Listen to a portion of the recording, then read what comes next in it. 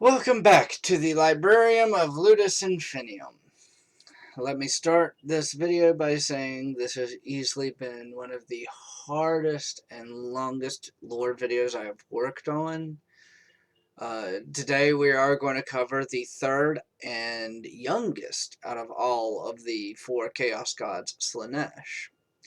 Now, I'm going to preface this with one, I wasn't really looking forward to this one because I'm going to admit that before this, Slaanesh is the Chaos God I knew the least about. So the upside is that at least I learned something from it. The downside is I really wished I hadn't. So, that being said, let's get into Slaanesh. The lore. I mean, the lore. So, who is Slaanesh, and what makes him, her, it tick? Okay, so let's get this out of the way. Slaanesh, unlike the other Chaos Gods, has no specific gender, but instead changes between male, female, and androgynous. So from here on out, I will refer to Slaanesh as either Slaanesh or it, for simplicity's sake. Slaanesh is the Prince of Pleasure, the Lord of Excess, Prince of Chaos, and to the filthy, pointy-eared little shits of the Eldar and Dark Eldar races, Slaanesh is she who thirsts. Slaanesh's domain is over pleasure, passion, excess, and decadence, and this is what makes Slaanesh possibly the most dangerous of the Chaos Gods, to the point where there are rumors the others might actually fear Slaanesh. More on that later. What are Slaanesh's tenets that their followers believe?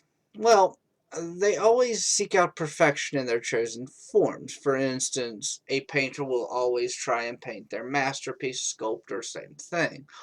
Or they will seek pleasure in all things just to feel pleasure. For instance, someone seeking out the most delicious of steaks. It could be as simple as, realistically, like I said, someone just seeking out the juiciest, best tasting steak, or a painter or a sculptor just be like, this will be my best work, and just doing it every time. This makes it really, really easy for people to fall to Slaanesh. Slaanesh is very charismatic and secretive, usually gaining followers through whispers in their ears, seeking more perfection or greater pleasure through their actions. Even followers of the other Chaos Gods. For instance, it is not unheard of, and in fact kind of suggested that it's one of Slaanesh's favorite pastimes, to turn a Khornate follower by simply convincing them to let their enemies suffer and making them take greater pleasure in their killing. So Slaanesh has quite an interesting rivalry, or well, quite frankly, rivalries. Bosh! Isn't it normal for only one spiky get to hate one other spiky get? Well, chaos is by no means normal. So Nurgle is realistically at odds with Tzeentch, Khorne with Slaanesh, and Tzeentch. However, even though Khorne is the only one who openly despises Slaanesh, Nurgle and Tzeentch are also both technically at odds with Slaanesh. But if they don't like the tentacly boy, why don't they smash that git? Well, to put it simply, because they fear he may already hold power over some of their followers, to the point of converting them to Slaanesh's cause. But that is only my speculation. Can the tentacly boy do that to the other gits? Well, yes, let's go back to what I said earlier. Let's use a Khornate follower, who already gets pleasure from killing in the name of Khorne. Change it so that the actual act of killing starts to give more and more pleasure than the act of using the death as an offering. This is what I believe causes some amount of fear in the other gods. Simply put, that if one of their followers starts to take more and more pleasure from their various actions, it wouldn't be unexpected for them to start to fall to Slaanesh's domain. And let's look at it this way. All of the Chaos Gods are focused on some form of excess. Khorne having an excess of bloodlust, Nurgle an excess of spreading plagues, Tzeentch an excess of scheming. So it wouldn't be hard for Slaanesh to corrupt that to his own gains. Now, for the part that made sure I didn't sleep for about 2 days. The demons and other followers of Slaanesh. Wait, boss! This is my favorite part! Yeah, not mine this time. Let's get started with the demonettes. And I said before that this record wasn't really one I was looking forward to, and it was kind of intimidating. And this is part of why. I knew I would find something like this. So, honestly, demonettes are kind of cool. But they're more creepy than cool. They are creepy as all hell. They are creepier than the birth cycle of Nurglings. And that made me physically sick researching that. So, these are the common foot soldiers of Slaanesh, who tend to play with their foot. I mean, pray. Well, maybe both. In their constant contest to outdo one another in their torture of others, they have been known to go as far as, well, dismembering non-essential limbs and showing them to their previous owners. Yep. Snip off with their arm and just like putting it right in their face, like, ha ha ha, look what I've got now, kill.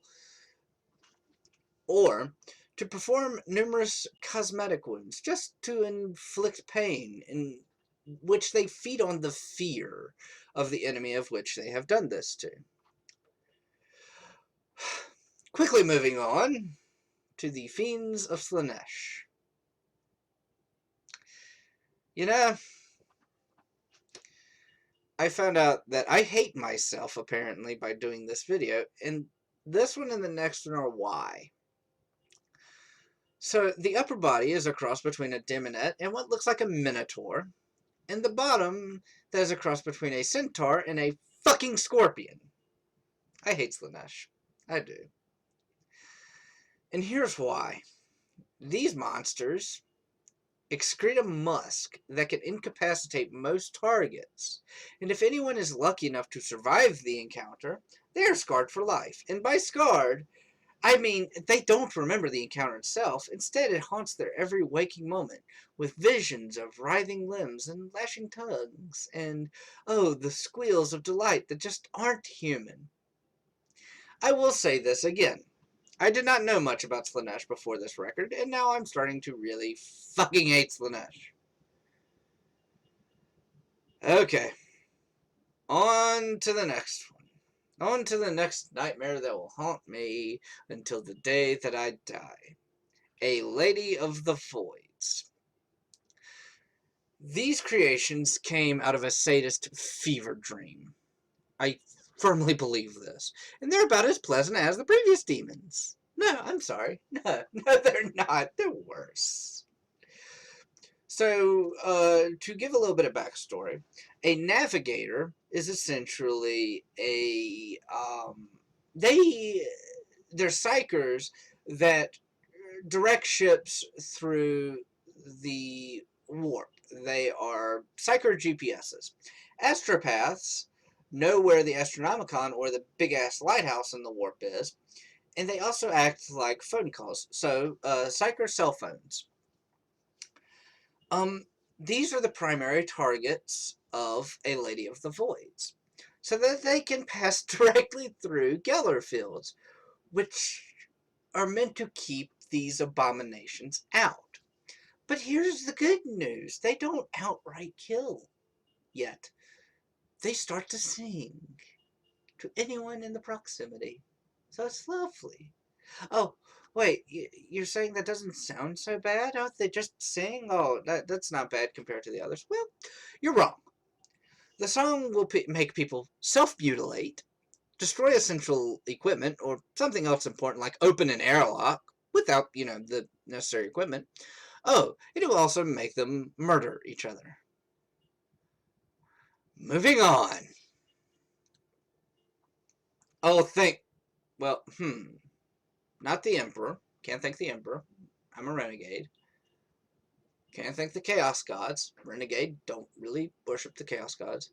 You know what? Fuck it. Thank them all. Thank the Emperor. Thank the Chaos Gods. Thank fucking anything in the Warhammer universe. That the Greater Demon is not as creepy as the other fucking three. The Keeper of Secrets. It's not something likely to haunt my dreams just from researching it, so for that I am thankful. As for what they look like, the bad news is they all look different. Some have 4 arms, some have more.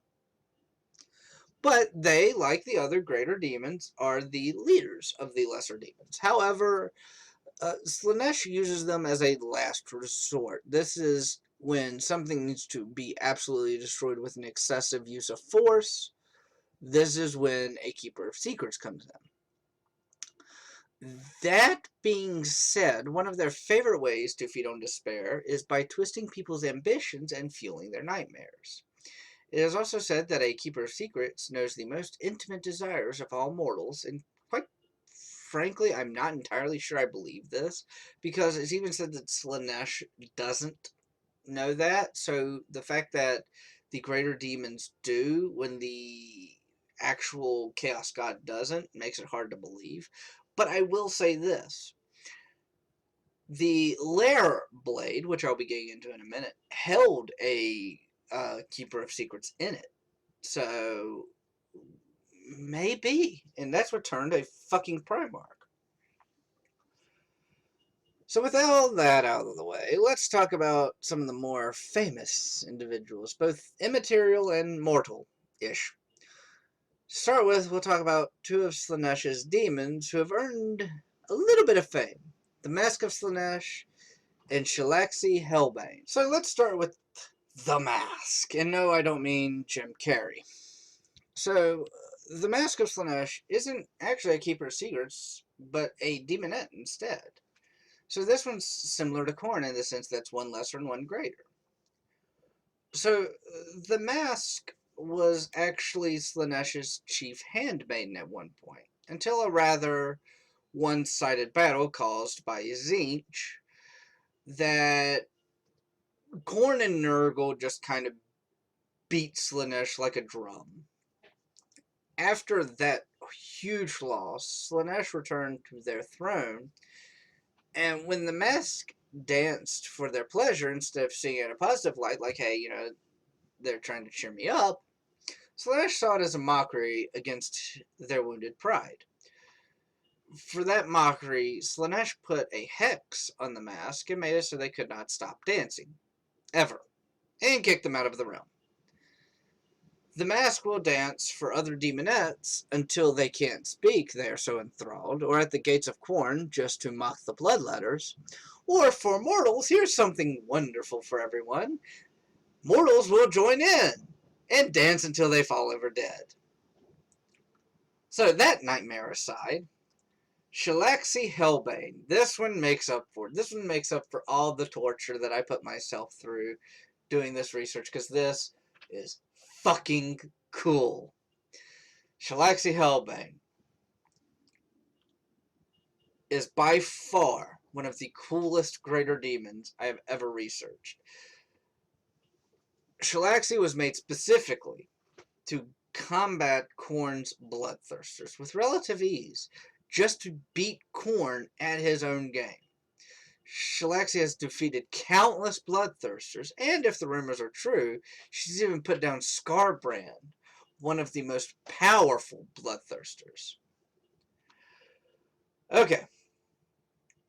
How to keep this one on the basics. Well, let's get into it. I'm going to do it the way I always do it. I'm going to take the Demon Primarch that fell, and I'm also going to pick one of the more famous Champions of Chaos, as I've done.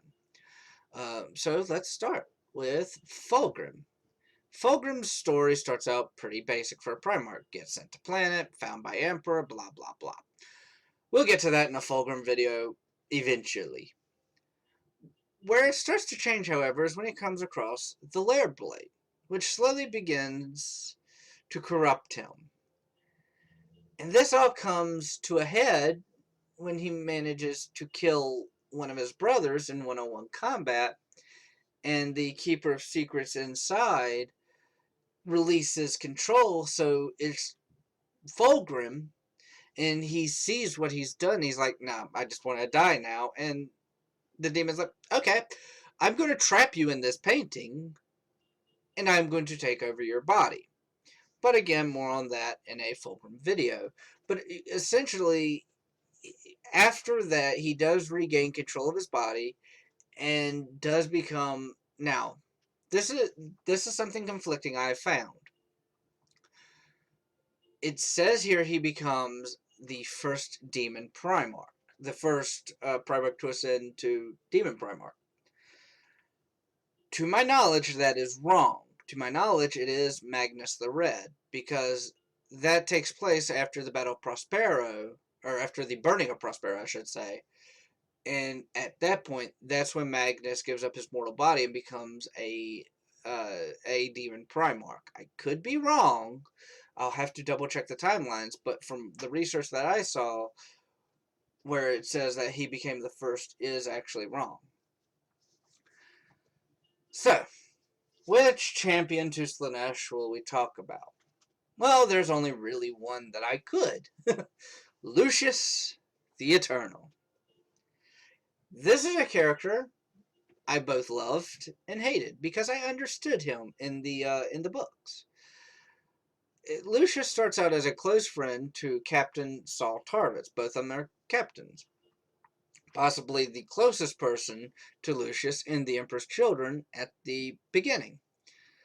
When the Istvan III atrocity happened, Lucian was paired with the Loyalist because of his closeness to Tarvitz.